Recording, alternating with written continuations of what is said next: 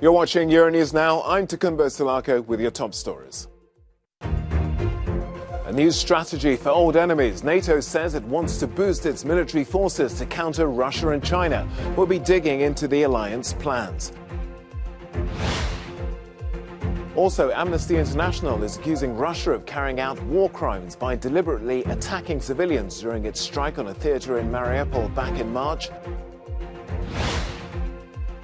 And after France's biggest Islamist trial, survivors speak out as 20 men are sentenced over their roles in the deadly 2015 Paris attacks.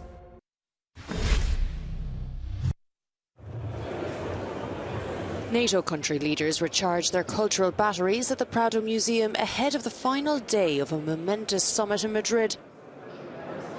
They have already expanded the alliance by 2, formally inviting Sweden and Finland to their number, and they have committed themselves to a major overhaul of NATO's military mission. So today, leaders have endorsed NATO's new strategic concept. And it is published as we speak. And this is the new strategic concept. The current one was agreed in 2010, and this is very different compared to what we agreed back then. It makes clear that Russia poses the most significant and direct threat to our security. Along with pledging support for Ukraine in its fight against Russia for as long as it takes, NATO is strengthening its eastern flank, transforming the NATO response force, while the US has also agreed to ramp up its military presence in Europe. Meanwhile, the leaders of Sweden, Finland, Norway, Denmark and Iceland have been reflecting on NATO's new-look Nordic bloc. We have to keep in mind that Finland has, during decades, and specifically during the last decade, been building up cooperation, enhanced partnership with NATO, bilateral cooperation with USA, with UK. Russia's actions have dominated the summit, but the alliance is also looking to other directions too, namely what it calls the systemic challenges posed by the People's Republic of China. It means while NATO is set to expand membership, it also looks to reinforcing partnerships with non-NATO countries.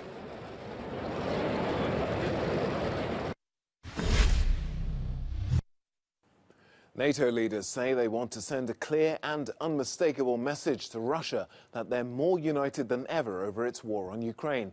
That means more troops and weapons on the ground and a new strategic purpose for the alliance. Well, for more on this, let's talk to Fabrice Poitier. He's a senior defence fellow at the International Institute of Strategic Studies. Welcome again to the programme. Tell us, what will the NATO of tomorrow look like? Well, I think it will look like the NATO of yesterday, but on steroid. Clearly, they are augmenting the Allied reaction force. There are going to be many more troops and heavy equipment based on the deployed on the eastern flank. But fundamentally, we are not seeing necessarily a NATO with permanent presence on the eastern flank, which is what actually many of the eastern allies were asking for. So I think they are just they're going much further than where NATO was before the 24th of February, but they're not going as far as many other allies were asking. But they're also putting a hand out to many partner countries, or partner members as they call them. It seems as if the expansion is firmly in their sights. I mean, expansion, consolidation, depending on the perspective you take. But indeed, NATO is now increasingly working with like-minded countries, not just in the Euro-Atlantic area, but also beyond, especially in the Indo-Pacific. But I think what's important to remember is the O in NATO, the organization, is still punching way below its weight when it comes to support to Ukraine. NATO is doing very, very little, and I think it could play a much bigger role in helping the Ukrainians build up their weapons, but also their forces. Okay, well, if Jens Stoltenberg is listening to this and wants your advice, what would you tell him? Well, I would advise him to launch a NATO training mission for Ukrainian forces, which could start on NATO territory, which will help to actually fuse all the allies' efforts, which are essentially bilateral efforts, and amplify and basically scale up what the Ukrainians really need, which is fresh, well-trained recruits who can go and reinforce the Ukrainian forces on the front line. And that possibly that NATO training mission after the war could become actually a permanent NATO training mission on the Ukrainian soil, as NATO is now doing in Georgia. It seems like such a long time ago when Ukraine was expressing ambitions to perhaps join NATO. Is it still a prospective candidate? I think that's the decision to the Ukrainian leadership. And as far as I understand, this is still something very much in their sight. Whether it's a realistic prospect, that's another question. And of course, the fact that now they have obtained the candidate status for EU membership release some of the pressure to ask and deliver on the NATO membership. So I think it's one thing at a time, but more importantly, this is a sovereign decision by the Ukrainian state and no one else.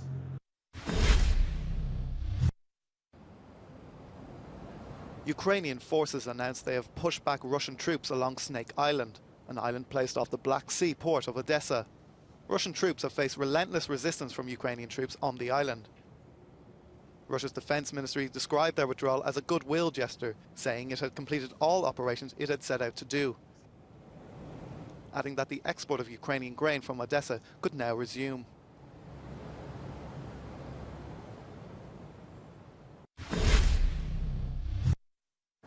Spain has not exactly been what this Ukrainian family thought it would be. They fled Kyiv at the beginning of June, 4 months after Russia's assault began.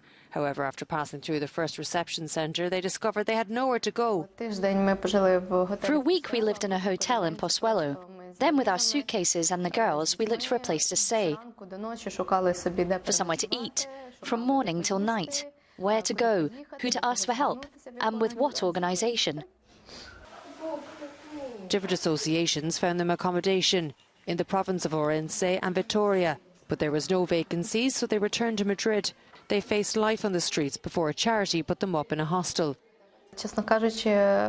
Honestly, Spain is not safer than Ukraine. We even thought about going back to Ukraine, because we were expecting help.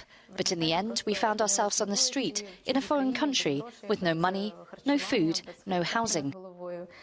It's very dangerous. We have 2 small children, and in general, it's very stressful.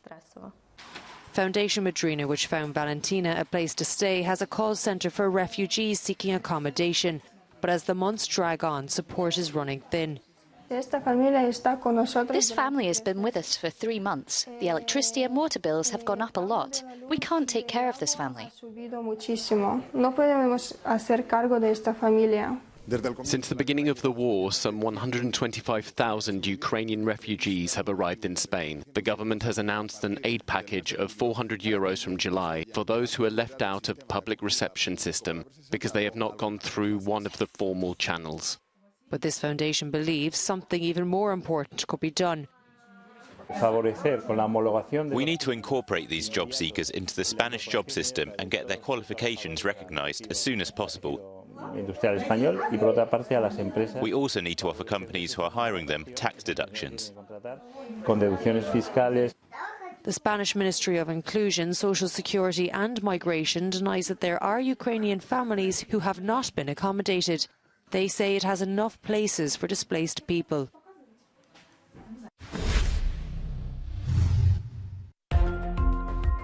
Ferdinand Marcos Jr., whose father was announced a dictator, was sworn in as president of the Philippines in Manila on Thursday.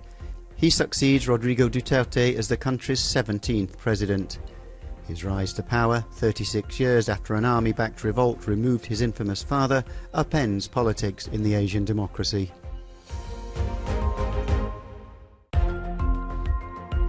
Israeli lawmakers voted on Thursday in favour of a bill to dissolve parliament.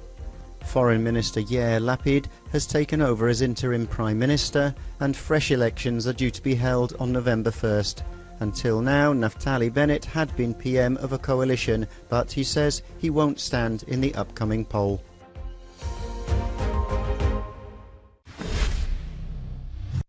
Much more news and analysis coming up for you after this break.